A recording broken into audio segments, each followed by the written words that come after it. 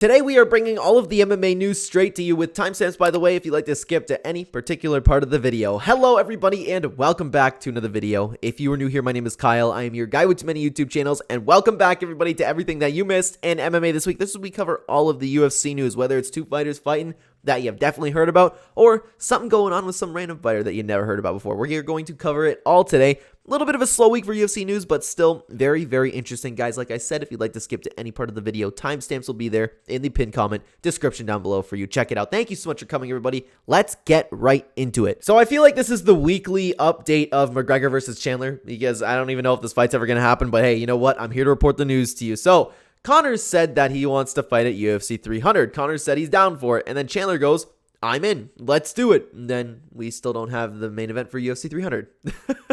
Unless it magically happens to come tonight, because I'm recording this the night before you guys actually end up seeing the video. But I mean, like, I don't know what to think about this fight anymore, guys. Next up, I do want to talk about Jim Miller. So as we all know, Jim Miller, and you'll have to excuse my language, Jim Miller for UFC 300 wants Bruce Buffer to introduce him as Jim fucking Miller. And to be honest with you, I'm a huge Jim Miller fan. One of my favorite fighters of all time, but that's stupid.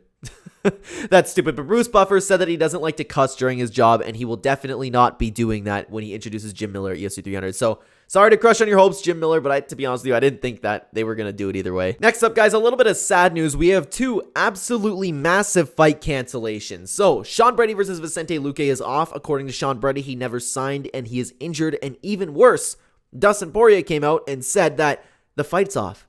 The fight's off, but he's still working. Don't really know what that means, but then everybody thought, okay, well, Benoit Saint-Denis pulled out. But Benoit Saint-Denis said that he can't wait for UFC 299 now. So I guess both guys are fighting. I don't know what's going on. So hopefully we get a little bit more clarity with that. But the fight, according to Dustin Poirier, is off. We don't know much else what's going on with that. But regardless, like, still, Vicente Luque and Sean Brady was a great fight too. This sucks for the UFC, man. Now, next up, I do want to talk about Raquel Pennington. So a little bit of an update with her. I know nobody really cares about her, but hey, you know what? I'm here to give you the news. So she's coming out and saying that she was sick leading up to her fight with Mayra Bueno Silva, and she's probably just trying to get the fans to excuse her poor performance regardless.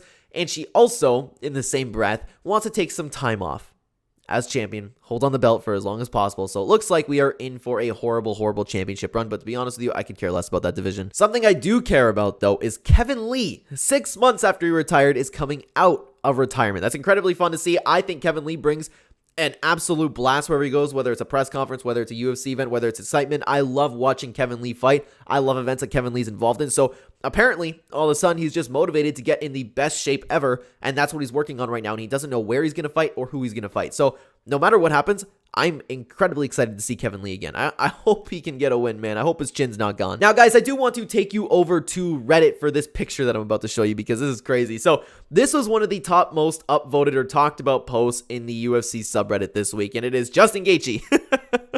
This has been going everywhere because Justin Gaethje, he decided to shave, right?